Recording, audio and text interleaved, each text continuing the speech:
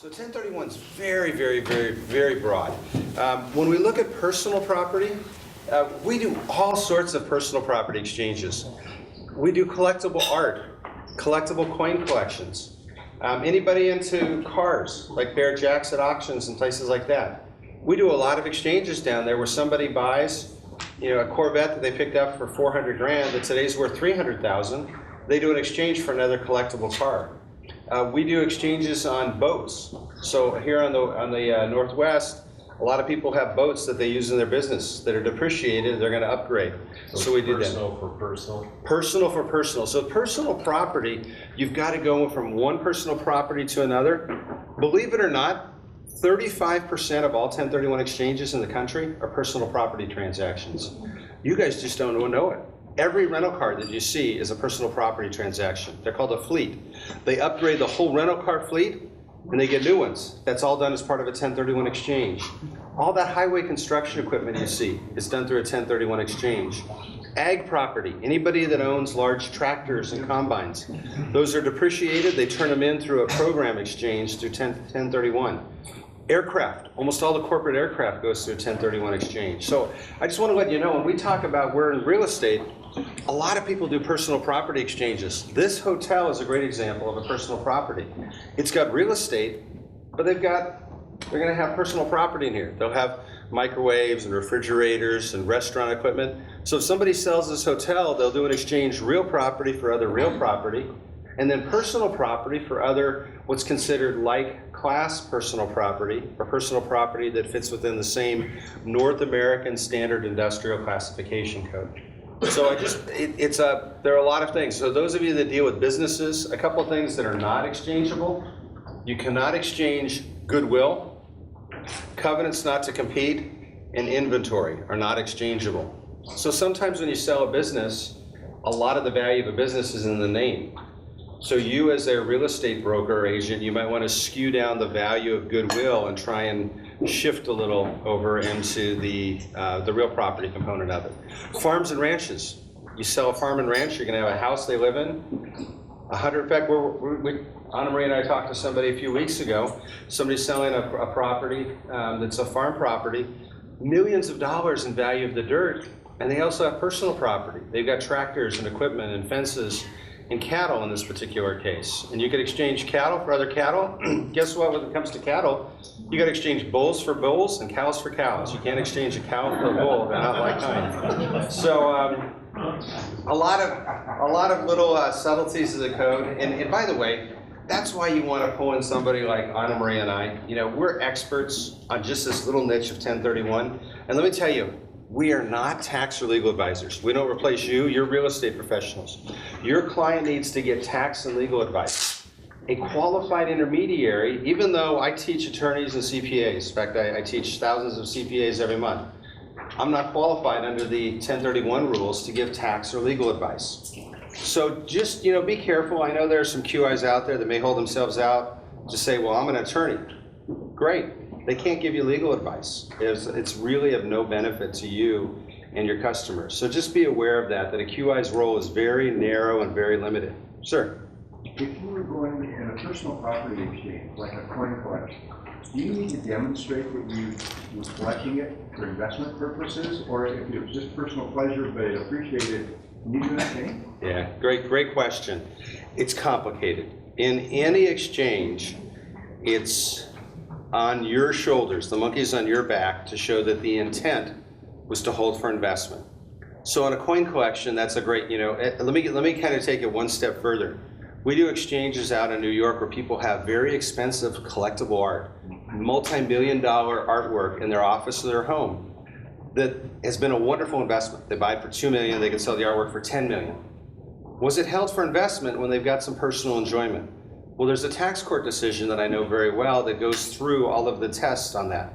And the reality is it's a gray area, right? So if I held it for investment, but I'm looking at it every day, or I'm looking at my beautiful old coins, was it personal enjoyment or was it for investment? If I'm a car guy. If I buy a really cool muscle car and I love driving it and I get some enjoyment, but I buy that car for 30 grand and today it's worth 350,000, right? I either have to pay the taxes. Did I hold it for investment or not? The fact that I had some personal enjoyment doesn't preclude investment use, right? It's a gray area. It's really kind of fuzzy. That's where you're going to need that client to get with their tax advisor. And really what it comes down to is the temperament of the client. How aggressive is the client? How aggressive is the client's tax advisor? How conservative are they? That's really, it's a facts and circumstances test in that regard. You mentioned something earlier too, on a 1033 exchange, you said you have 2 years? I was under the impression it was 3 years. It could be 2 or 3, good question. So I don't call it, and it's not a 1033 exchange, it's just section 1033 involuntary conversion. Depending upon the facts, it could be 2 or 3 years. But you've got to, in that one, you've got to go for the same value. So if I got $1 million with debt, or free and clear, I'm sorry, and I want to go into $1 million, I can have it with financing. They just look at the value, they don't look at equity and debt. And under section 1033, the like-kind standard is narrower.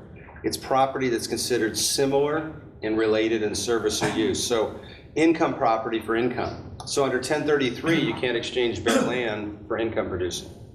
So again, get with the tax advisor. I mean, those are all those, but these are really big deals to your client because they can make or break them from a tax perspective. Yes, sir. Well, could you go over the drop and swap or swap and drop a little bit more about the concept of how that? Yeah. Let me do that. And let me pick on your Phil, right? Sir, your name? Al, and your name? George. George. Okay. Let's make it real tangible. We got George, Phil, and Al. George just wants to pay his taxes, right? And they own property in a partnership. Each one owns a third. So George just says, show me my money, get me out of here, I'll pay all the taxes. Phil and Al want to do an exchange, but guess what? They were all buddies together, they all went to college, and 20 years ago they all got along, and now Al and Phil can't even stand each other, right? I mean, Al looks at him, you think, oh, he's all uptight, he's wearing his glasses, always wearing his sweaters, and I can't stand that guy anymore. So they want to go their separate ways. They held title, we'll just call it the Portland LLC, for 20 years. And they bought a property for, back then, 50 grand, and today it's worth $3 million. So, and let's just say it's free and clear, we'll make it easy. So it's all gain. Property went up, from basically 0 to 3 million, so roughly $1 million of gain. Remember, Anna Marie said you can't do an exchange on a partnership interest because each one of theirs 1/3 interest in the property is considered personal property. The partnership held it for investment purposes, but they just own partnership interest or LLC member interest. So we've got to get it out of the partnership. So to get it out of the partnership, we have the Portland Partnership deed, and they deed out to these 3 individuals, right? So they get a deed for 1/3. Now you own it as a tenant common co-owner with Phil and Al. So now the partnership ceases to exist. They're tenant common owners. Now when they go with a buyer, and I'm sorry, your name? George. George, sorry, George. George at the close of escrow goes ahead, and let's make this, today the 13th? What's today's date? 12. Today's the 12th. We're gonna close escrow at the end of the month. So, Phil and Al talk to their CPA and say, whether exchange, got $1 million of gain. CPA says, oh, you can't do that, you're in a partnership. You gotta get it out of the partnership. So today on the 12th, we deed it out of the Portland Partnership to George, Phil, and Al. They're gonna hold title as tenants in common for about 3 weeks. It's gonna close at the end of April. So when the buyer comes in, now what's interesting is the buyer executed to buy from the Portland Partnership, right? So now we have to do an amendment to the contract because it was the partnership selling to the buyer. Well, now we got George, Phil, and Al. So remember, you always got to amend the contract to now show the 3 tenant common sellers selling the property. The other thing to do this properly is if you may have had a bank account for the partnership. You want to close down the bank account. The partnership goes away. They now are tenant and common co-owners. So at the closing, we close on the 30th. George gets $1 million, pays all his taxes. Phil hires one QI, takes his proceeds, right? And Al hires another QI to hold his proceeds. So there are 2 different QIs involved. Does that make sense? Then they can go their separate ways. So we call that a drop and swap because we drop it out of the partnership and then later on we will swap with a 1031 exchange. The other variation is what's called a swap and drop. The Portland Partnership sells, has a QI hold $3 million. The QI buys a replacement property for the whole partnership. After we buy the new property, we then go ahead and dissolve the partnership and let George walk out with his 1/3. Maybe we do a refi, maybe we dissolve it. After the partnership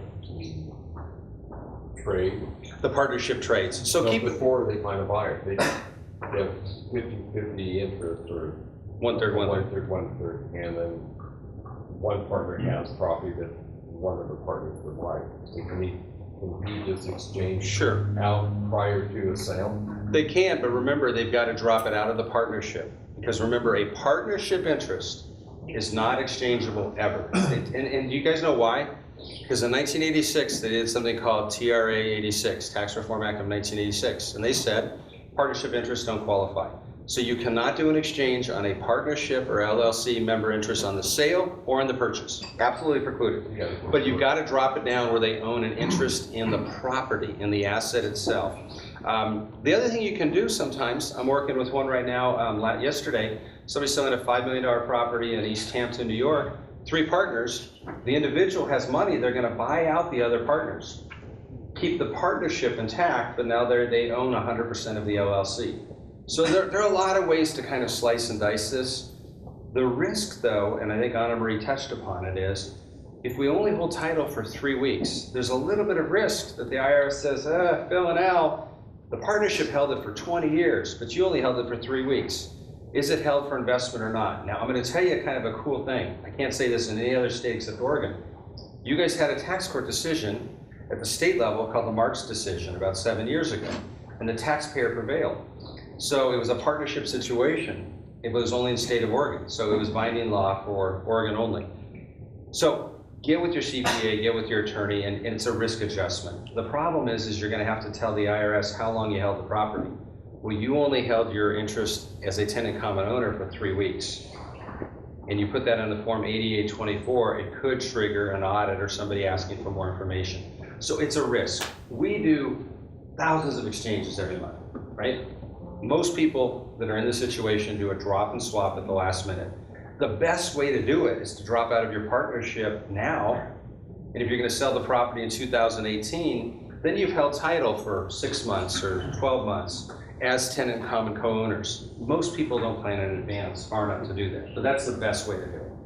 I saw a hand. My question was, I was always under the impression that you never wanted to dissolve the partnership while you're under contract for a period. The risk was increased. It's a risk. The reality is a risk, but here's the choice. Phil and Al are either going to pay taxes on all the gain, or they're going to take a little bit of risk.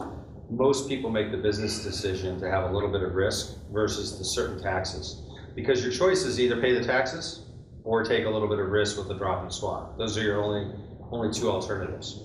So again, every tax advisor may land a little bit different, but the vast majority, as long as their clients know that there's a little bit of risk. In the state of California, I would not recommend your clients do this. How many people work with out-of-state buyers? A few hands? Okay, if they're coming from California, the Franchise Tax Board goes after every single drop and swap now. Every single one they've been auditing for the last 3 years. So it's a risk for California buyers that are doing this. You don't have that risk right now in Oregon, to the best of my knowledge. Question. Yeah. Did you state whether or not each co-partner, co-owner is required to have a separate QI? No, good question. The question is, does each co-owner have to have a separate QI? No, they could all work with the same QI.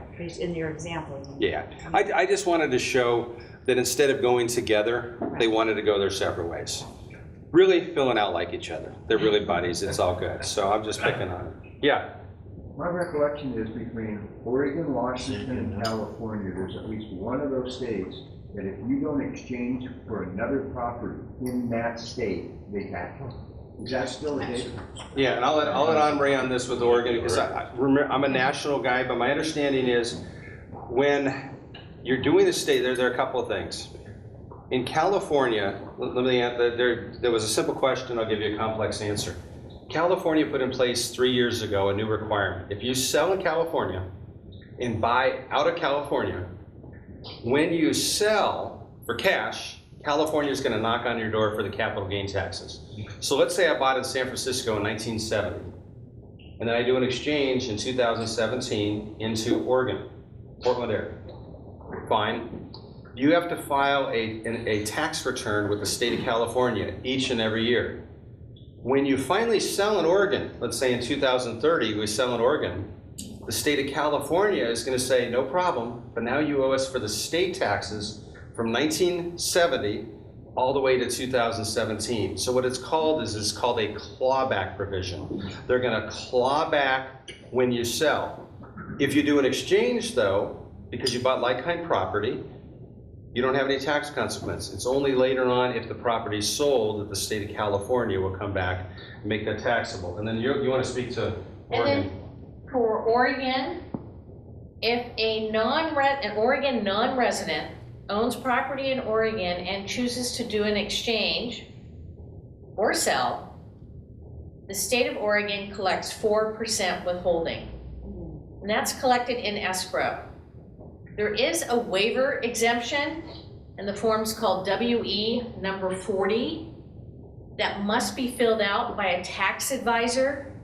And what the requirements to receive that exemption, frankly, I do not know, but it is 4% of the sales price that will be withheld and collected in escrow for a non-Oregon resident selling or exchanging Oregon property. 4% of the sales price regardless of whether you had a gain or not. Yes. Yeah, most states have a non-resident withhold. California does. It's called the 597 form. Colorado, we have a 2.5% withhold. In most cases, you can get a waiver if you're doing a 1031 exchange, but you have to fill out the appropriate paperwork to not have that money held back as taxable food. That make sense? All right, great questions, by the way. I hopefully this is where it's fun, is where you get real life questions. Yes, sir. Clear, you said that the example you gave, we're all the way back in 1970, state tax on income for the 40-year hold in Oregon, or? What they're looking at is the gain. So I bought in San Francisco. It has a lot of appreciation, right? When it's finally sold down the road out of state, the state of California is the only state in the country. They're going to come back and claw back and say, we want to get the gain that happened in the state of California. You're going to pay taxes on that now. So as long as your clients exchange, they're fine. By the way, here's a tip for you. How many clients pay taxes? Anybody have any idea? Eventually. There was a study done by some professors 2 years ago, and they found out that 88% of taxpayers eventually pay their taxes. Down the road, somebody might do one property, exchange for 2, for 4, for 8, but later on they may sell off one of those properties and just pay a little bit of the taxes, or maybe they take some taxable boot out. So a lot of people end up paying taxes, but it's way down the road. The other alternative is you pass on that appreciated real estate to your heirs with a full step up in basis. So I buy property here, I do exchanges, I now have 10 million in real estate. I die, I pass that on to my heirs, and they get a step up in basis to today's fair market value. So 1031 exchanges are a phenomenal estate and tax planning tool that can really allow a lot of equity to be passed on to other generations. What about conversion to personal residence? Great question. Yeah. Time and then take the 500,000. Yeah, we've got some slides on this, and I'll give you the short answer now, and if we have time, we'll go into more detail. Can you convert a rental property? So the key issue is intent. I do an exchange, I have to intend to hold it. So I hold it for, let's say, 2 years. After 2 years are up, I decide, I want to move into that beautiful property on that golf course, $1 million home. Now I live in it for 2 out of 5 years. So you've converted it from 1031 to 121. You don't get the full 121 exclusion, you get a ratio of the amount of time you rented it versus the amount of time you lived in it. So if I rent it for 2, and I live in it, let's say, for 4, then I get 4/6 of my exclusion for my primary residence. I don't get the whole thing. There's also a mandatory 5-year holding period that was put in place back when Bush was president. So if you're going to convert a rental to a residence, you've got a minimum 5-year holding period to do that. Because we have people that were doing that all the time. They'd move into it, rent it for a year, live there for 2, pocket the money, do it over and over. And the IRS discovered people were getting around paying taxes by doing that. So, but there are some neat planning opportunities for your clients to go from rental to residence and residence to rental, back and forth. Let me jump back to, yes, and then I'm going to get into the creative variations here. If the person who is selling to California exchanges to Oregon and then dies and gotten closer to heirs, Yep. California still doing clawback? Great question. No, they can't claw back because there's a step up in basis under federal tax rules that supersede that. So, but I suspect that we'll see other states. I suspect to see New York next go after the clawback, and it won't surprise me that up in the Northwest, which looks at California as kind of being the trendsetter, to kind of pick up on that. State governments need money, right? So this is a lot of money was made in real estate in California. So I can see the more states might jump on the bandwagon as time goes on. By the way, at the very end, we're going to talk a little bit about tax reform and 1031s, a subject that I'm near and dear to. I spend a lot of time on that and quite a bit of time on the Hill. So I'm going to give you some perspectives depending upon our time. Let me get into creative things because I want to touch on a few of these and then I'm going to hand it back to Anna Marie on some other issues. Air rights. We do exchanges on air. What does that look like? New York City, I have a 10-story building. I've got the right to develop 14 stories. So those 4 stories of air are considered real property in the state of New York. We do lots of exchanges on air rights, what I call a transferable development right. So real property, you always want to look to state law. I'll give you a great example. Put Henri on the spot here, but I think I know the answer. In Colorado, water rights are considered real property. So I come up here and it's rainy and green and beautiful. Well, in arid Colorado, water is valuable. The water rights, people do exchanges and sell water rights and they buy apartment complexes with Section 1031 because it's real property under state law. The same applies to Arizona, New Mexico, and a few other states. Anna Marie, I'm guessing, is water right, is it real property in Oregon? Do we know? I suspect so, because they sell water rights all the They do, time. okay, so it is. I don't really know. I just thought because it was so plentiful, it wasn't. So you might be able to do an exchange on water rights in Oregon. So anything that you look to local state law on that. This one, I think, I've done a lot of these on easements. So any type of easement can qualify for 1031 exchange treatment. A conservation easement, an agricultural easement, all sorts of things. We did an exchange in just outside of Boulder, Colorado, 3,300 acres, so 3,300 acres, been held in the family for over 100 years. If it wasn't for Section 1031, this conservation easement never would have happened because the taxes would have been too high. They exchanged out of that conservation easement and they bought Delaware Statutory Trust as replacement property. It was about a $7 million sale. But it provided a lot of open space for Boulder. So a lot of people got the conservation easement. They have all these hiking trails in. So the city's very happy about it. The exchangers were able to get 1031 deferral and they went into income producing property and now have all this income coming off. One of the ones that I think is interesting are cell towers, right? We're all walking around, sorry to the videographers now not happy with me. We all have these, right? In one form or the other, whether they're Apple or the other brand. Well, that all takes bandwidth. And so we have a lot more need for cell towers, whether you're in a rural area or in downtown Portland. I guarantee you on the top of buildings, there are a bunch of towers. We do exchanges where somebody owns a commercial building and they sell the easement to the cell tower. It's called a perpetual communication easement. They're sold for about $200,000 to $1 million, depending upon where you are in the country. And we do hundreds of those every single year. I work with a lot of the people that buy the cell easements. Those are a 1031 exchange on cell towers. So you might have somebody you know that owns a commercial building or in some ag land. They keep the land and the building and just sell the perpetual communication easement and do a 1031 exchange for another piece of like-kind property. Very, very creative. Another one you can do, energy programs, oil and gas. So right now, the prices are nudging up. If we get that border adjustment tax, we'll see gas prices go up 20, 30%. But energy can qualify. So when gas is really popular, when gas prices zoom up and oil's over $100 a barrel, some people want to diversify out of real estate and they want to get into oil and gas programs. If it's considered a production payment, a carved out production payment, that's not like-kind. But if it's a royalty interest, the right to deplete it, we can. I talked to somebody 2 days ago who's selling a whole bunch of mineral rights. They add up to about $9 million worth. And they're going to do a 1031 exchange selling the mineral rights, and they're going to buy commercial property. All sorts of creative things that are available. All right, this one here, one of my favorites. Can you do an exchange on a vacation home? Who says yes? Who says no? Yes. Who says no? All right, there we go, a contrarian. I respect that. Good man. Here's the answer. Can you do an exchange on a vacation home? The answer is maybe. Maybe. It's the honest truth. Here's what a vacation home is. It's in kind of what I call no man's land in the middle. So section 121 is a primary residence, the house you live in. Section 1031 is property held for investment. In the middle, we have a vacation home. If it's a second home, no rental income, then it nudges over into the 121 category. If there's rental income, it could be potentially held for investment. Now, I hear from Anna Marie, there are all these beautiful communities on the coast with all sorts of, just neat, quaint areas. You have a lot of those properties that I suspect are second homes that have gone up a lot in value. The families bought them 30 years ago for, nothing, and now they're worth a lot of money.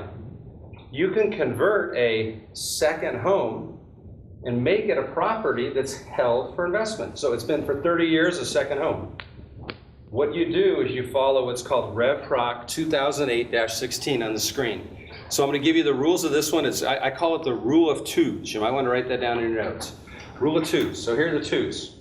For 2 years, you need to have at least 2 weeks of rental income and no more than 2 weeks of personal use or 10% of the time it's rented.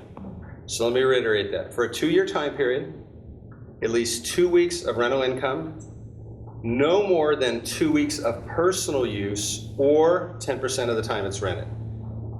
If you follow this revenue procedure, the IRS says it's considered held for investment. We do thousands and thousands of exchanges of vacation homes every year because every place has them. I'm in Colorado, we've got ski areas and you've got ranch properties, you've got beach property. You go out to Bend, you got a ton of recreational property in a lot of Central Oregon. This is a great planning opportunity. You might have clients who want to come out of commercial real estate and they're going to buy one commercial property and maybe a vacation home that's held for investment, all part of 1031. So when we look at this, and let me get to the right slide. It would help if I was on the right slide. There we go. You can rent it, and you can even rent to family members as long as it's rented at fair market rent. So you can rent it out to your brothers and sisters as long as they pay you rent for it. So 2-year time period, at least 2 weeks of rental income. It's this last one that catches a lot of people. You can't have your personal use exceed 2 weeks or 10% of the time it's rented. So here's a question. Nobody's raised their hand on it. Whichever is lower. What? Whichever is higher or whichever is lower. Whichever's higher. So if I rent it out, let's say for 8 months, right? That's 240 days.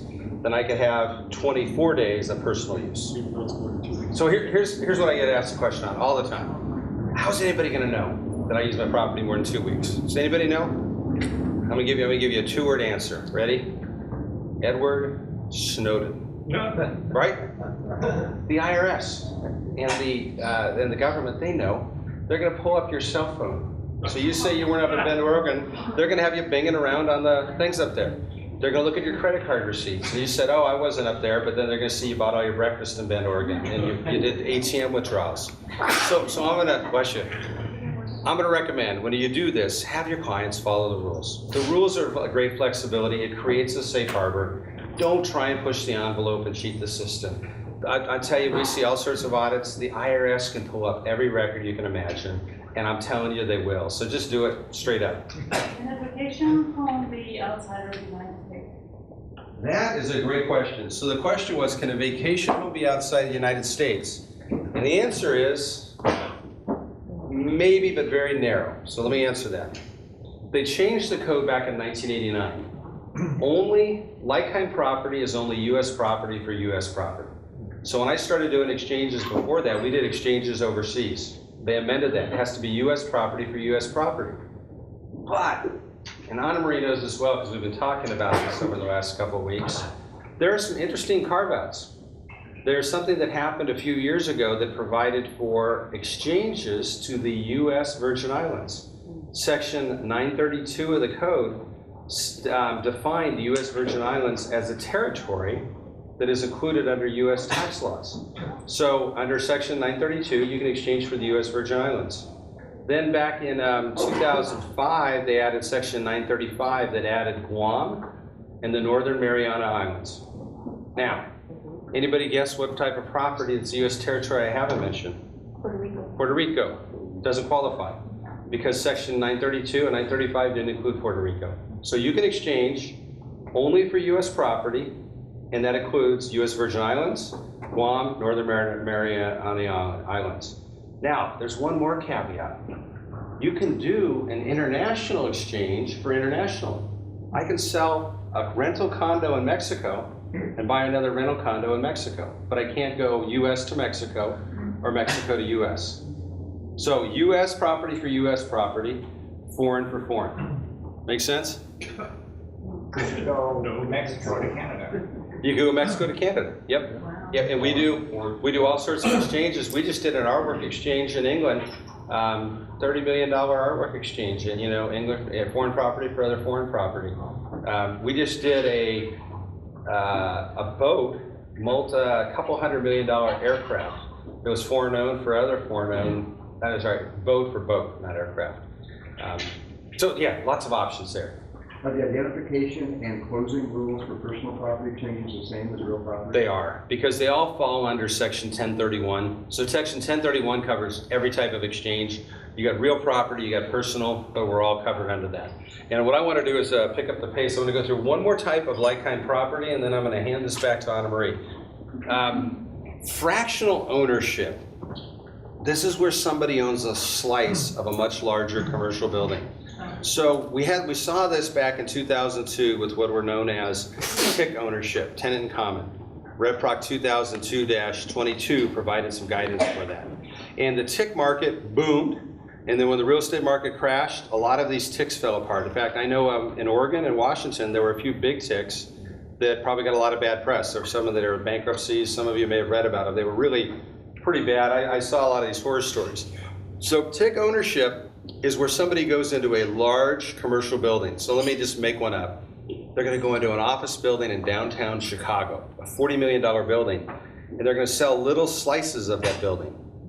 So in one way, one of the big advantages of TIC ownership or DST ownership is your clients that maybe look at the inventory in Portland and they go, gosh, there's nothing I can go into. Well, maybe if they look at DST ownership, they can get into a building that's somewhere out of the state that produces a nice rate of return. Normally they're commercial real estate.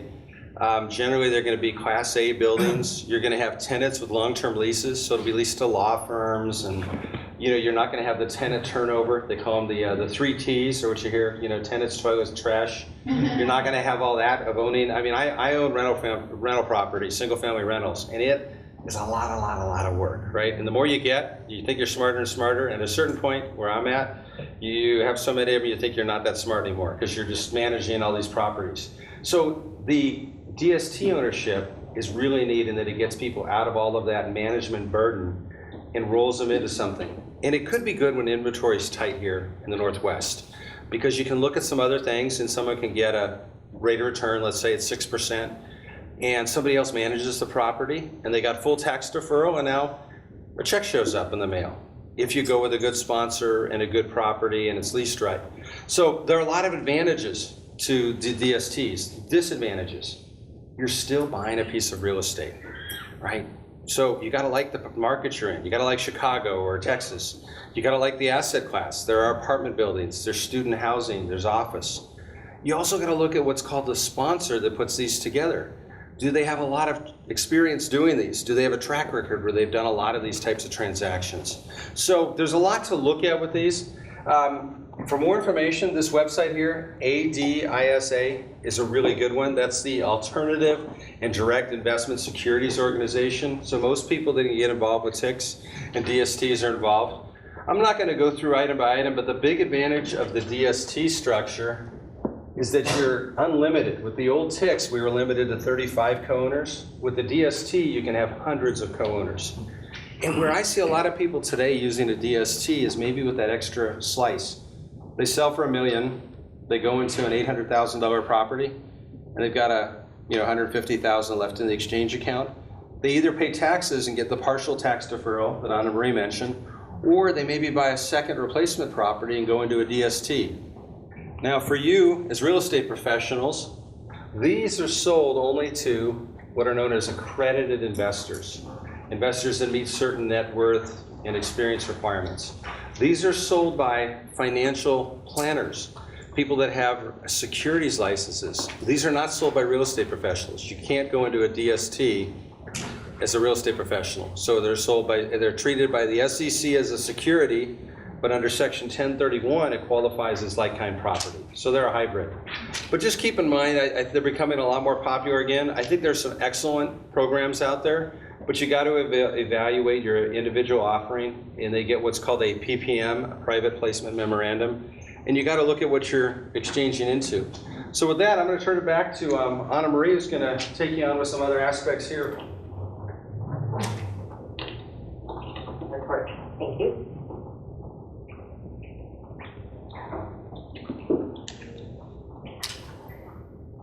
Just want to make sure here. Okay. So we've been talking this morning about intent.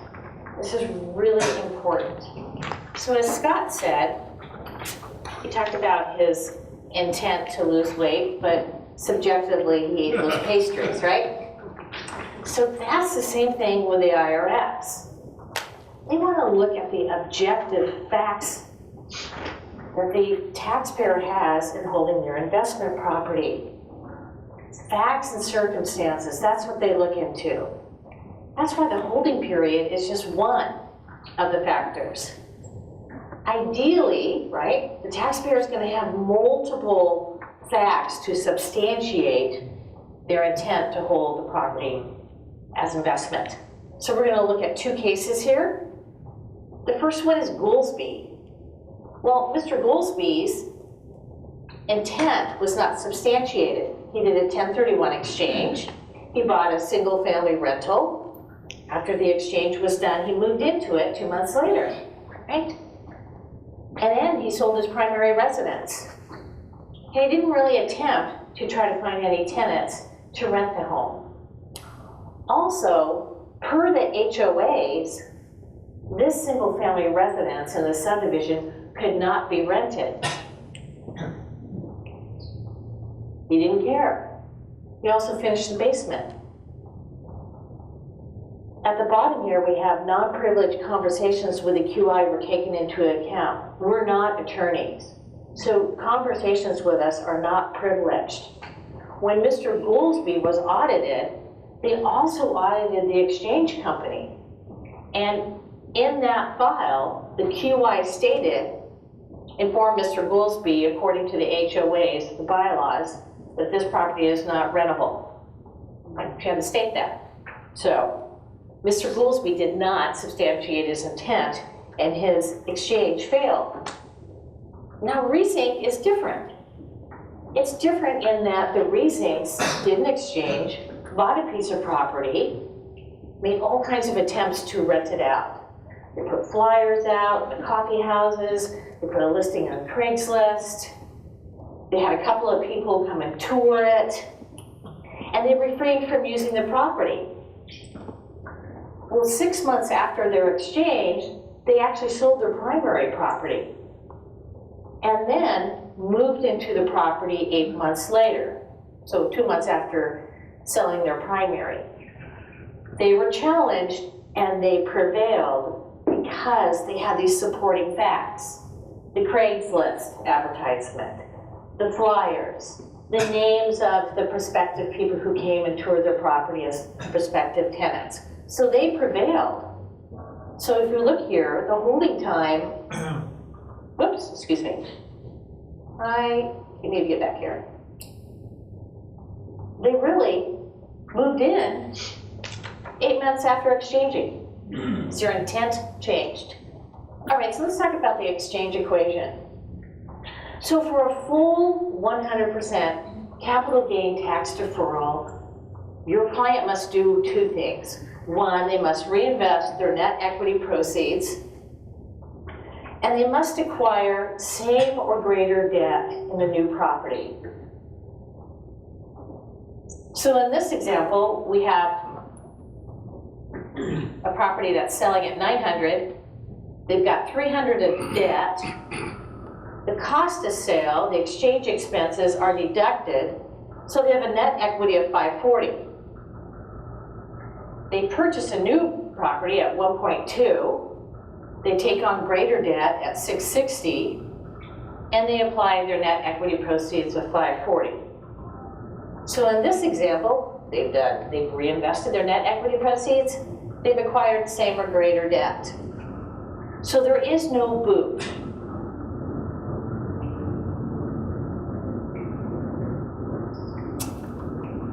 In the next one,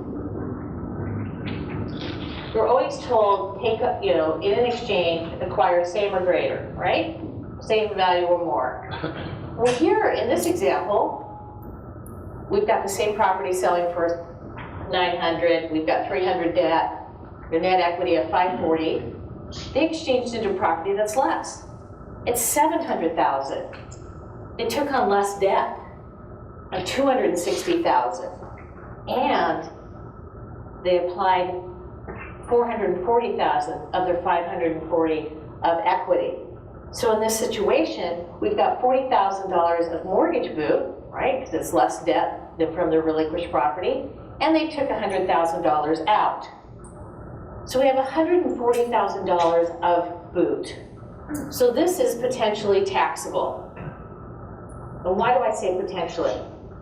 So in this partial deferral, with $140,000 of boot, your client might be offsetting some operating losses that they're carrying forward. We don't know what they're doing. A lot of people take money out, right? So this is a partial exchange with $140,000 of mortgage boot. What does it look like if we put in all our cash but still take on less debt? Well, here we have a property for 800 that they're exchanging into. The debt is 260, so we still have that 40,000 of mortgage boot, and they do reinvest their net equity. So we only have $40,000 of mortgage boot. There's a number of variations with 1031s, and here we're going to get into some more creative exchanges. The first one is the two-party swapped.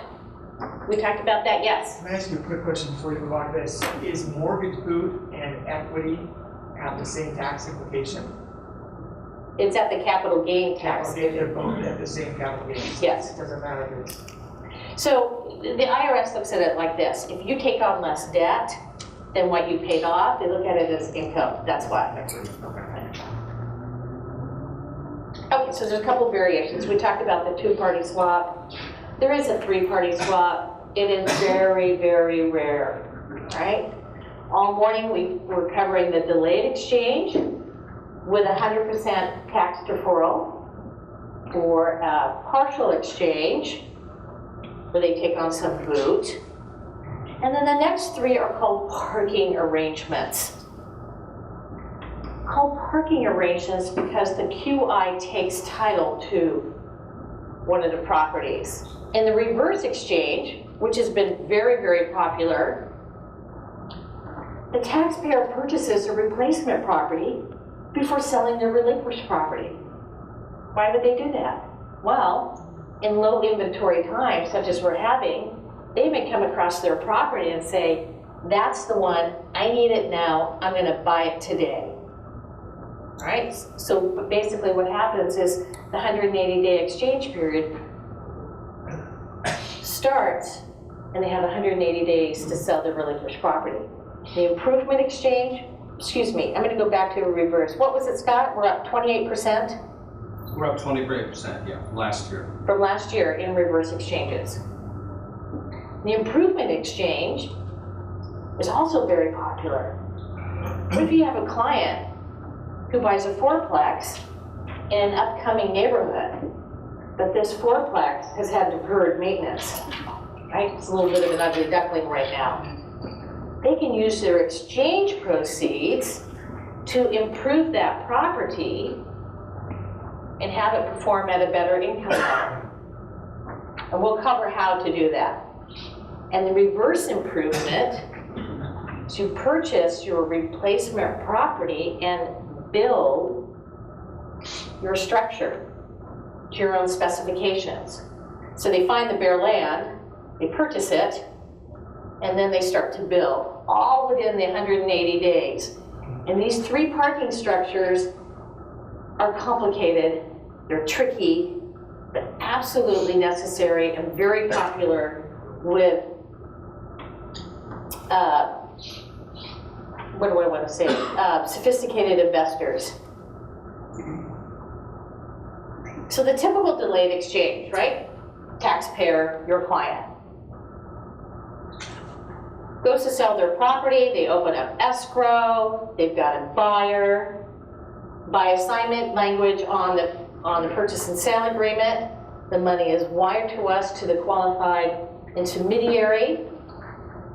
We instruct escrow to direct deed from the taxpayer to the buyer.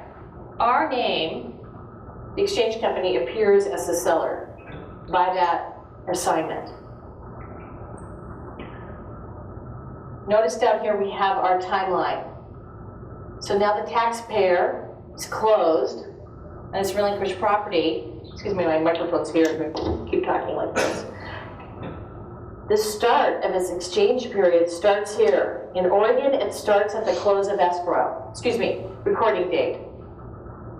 Money's wired to us. Your taxpayer now has 45 days of the 180-day exchange period to identify their property. They continue on. They find their replacement property. We purchase it as the seller and instruct escrow to direct deed from the seller to the taxpayer. So this is your typical delayed exchange. Let's talk about time requirements. Time requirements in a Section 1031 exchange are absolutely mandatory. There is no wiggle room. It is one of the areas that seems to get violated and the IRS is watching.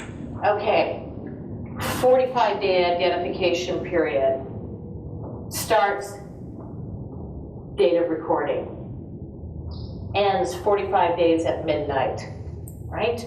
They must identify their properties and we'll cover how.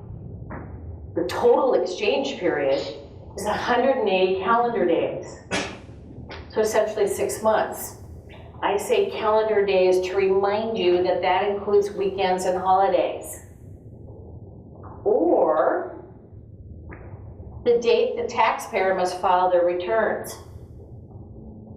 So let's talk about that for a moment. What does that look like? Well, if your client is closing on their relinquished property, let's say October 15th or later this year, their 180-day exchange period will end after April 15th. So they will need to file an extension on their taxes, A, to take advantage of the 180 calendar days, and B, they need to reflect their exchange on their taxes. Now, not all taxpayers file their taxes on April 15th, right? Some LLCs or partnerships may be on a calendar year. All right, so what are the identification rules? We actually have 3 rules here.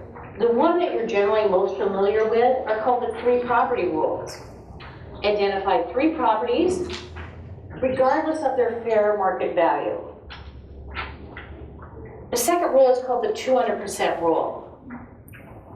Let's say the taxpayer is selling for $500,000 on their relinquished property.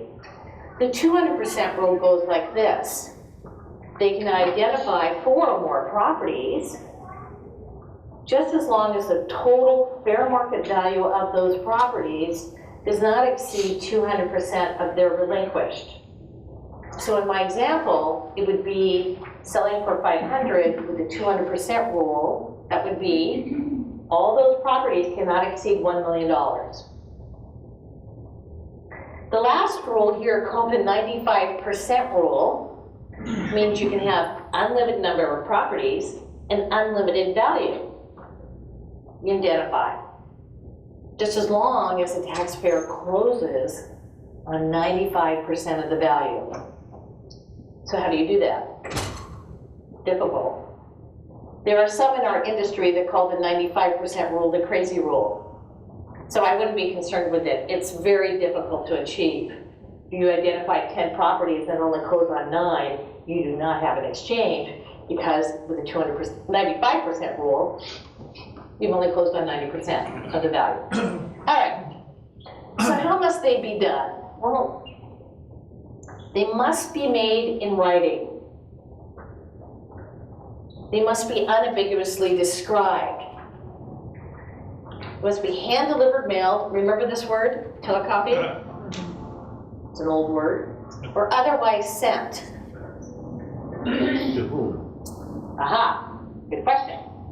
They must be sent by midnight of the 45th day. And to whom? We would prefer that they're delivered to the qualified intermediary, the QI, or a party related to the exchange that is not a disqualified person. Oh golly, what does that mean? What is that? Who is that? Okay, well, I'll tell you who. So, a disqualified person in the tax code relating to a 1031 exchange is a person who has given services to the taxpayer within the last 2 years.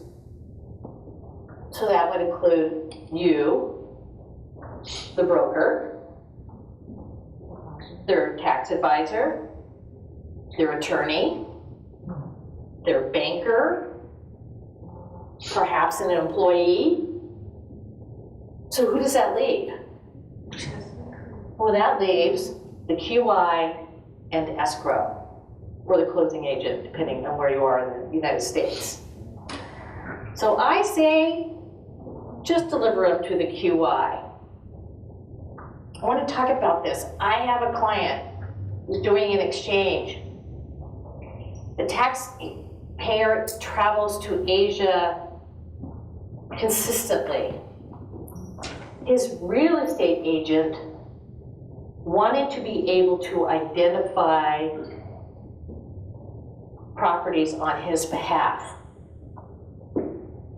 How does he do that?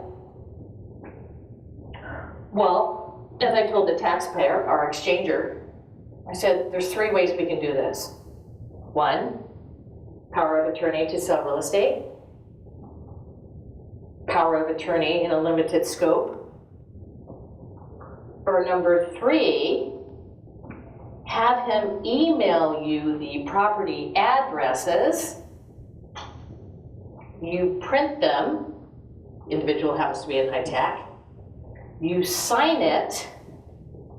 Then you take a picture with your cell phone. And then you email it to the QI and get confirmation. So unfortunately, the tax code has not caught up with e-signatures yet. So I think that's a really good takeaway in that all you have to do is print it, sign it, take a picture with your cell phone, and then email it. Yes? So what is the best time to get the QI involved in your transaction? That's a very good question, and thank you for asking that, because it happens a lot. So the time we like, that we prefer, is that when escrow is open and all the contingencies are finished, then we open up the exchange. So as long as in your earnest money agreements, you have a notice of intent to perform a 1031 exchange, then you're covered and you can get it to the QI after all the other rigmarole is. Exactly. So there is 1031 exchange language in the PSA, both in Oregon and Washington. Washington has just updated theirs. It's a little bit more wordier, if I can say it that way. By the mere fact that the client signed the bottom of the initial to bottom of the page, where the 1031 language is recognition. I always say, you know, as a professional courtesy, just remind them tell them that your client is actually performing an exchange. We're having some pushback from that in regards to the agents on the replacement property. I'll go into that in a little bit more, a little bit later. That has to do with the number of the fierce activity that's going in on properties that are listing and multiple offers, and the agent doesn't want to say anything about their client doing a 1031 exchange. So, any event. So, restrictions on proceeds. This is really important because we do get a lot of confusion here. So the restrictions are called 1031 G6, and that's how we refer to them. And they require in the exchange agreement that the taxpayer is limited in their ability to receive, pledge, or otherwise obtain the benefits of money or other property before the end of the exchange. And the exchanger may have rights to receive, pledge, borrow, or obtain the benefits of other property if A, they are in receipt of all their replacement property that they are entitled to, or B, at the end of the identification period, there is substantial contingency that A, relates to the deferred exchange, B, is provided in writing, and C, is beyond the control of the taxpayer and any disqualified person. Okay, so do you want to know what all that gobbledygook means? So, receipt by the taxpayer of replacement property to which all the taxpayer is entitled to under the agreement. I'm just going to cover that in a second. This is what I want to cover right here. Substantial contingency. What does that mean? Perhaps the deferred exchange is contingent upon a zoning variance, and it doesn't happen.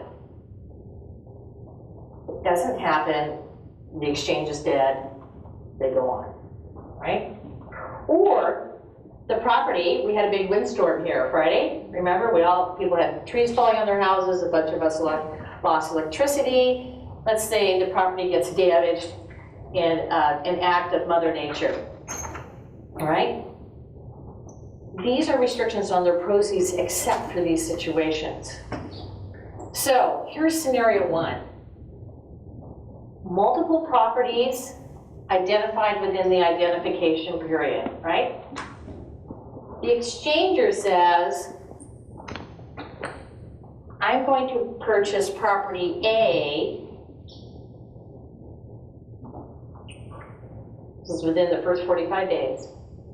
And I'm going to revoke properties B and C in writing. What that means is after they finish their exchange with property A, and let's say it's day 70, and if they have any exchange proceeds left, they will receive them on day 71 by the mere act of revoking in writing their identified properties. Remember what I said back here? Excuse me. There it is, excuse me. All the replacement property the taxpayer is entitled to. So that's how the code reads, unless they revoke in writing within the 45 days, when they close, as I said, if there's any exchange money left over, they will receive it instead of waiting to the end of the full exchange period of 180 days. Scenario two is multiple properties identified within the 45 days. They haven't, they don't know which property they're going to purchase. Right? They eventually close on one of those properties during their exchange period.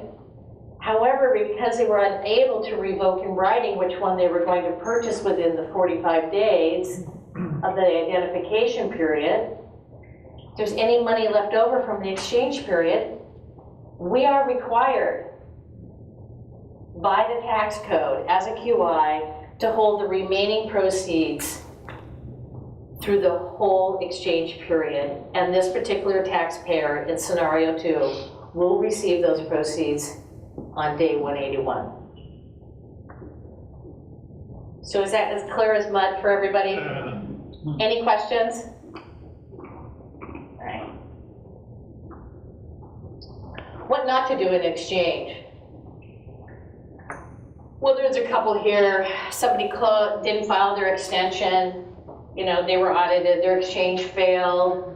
Mr. Knight in the middle there, he dilly-dallied around and kept postponing the closing date on his replacement property and ultimately closed after his 180th day, after his exchange period. So his exchange was dead. Dobrik was very bad. Dobrik backdated his identification notice, and as we all know, the word backdated is just plain bad. So Dobrik had $2.2 million of capital gains deferral. He got caught with an audit, backdating his ID notice. Guess what his tax fraud penalty was?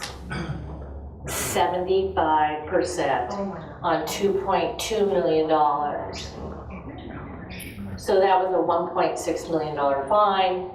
Mr. Dobrik lost his deferral, got fined, and it cost him $3.8 million. So don't backdate. Let's take a break, but before we do that, just a second, so we get our second break in.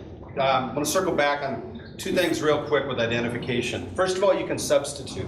So if I identify on day 4, A, B, and C, I can change out anywhere within that 45 days. And I can substitute, and if I find 3 more good properties, I unidentify A, B, and C, pull them out in writing to the QI, and I substitute with D, E, and F.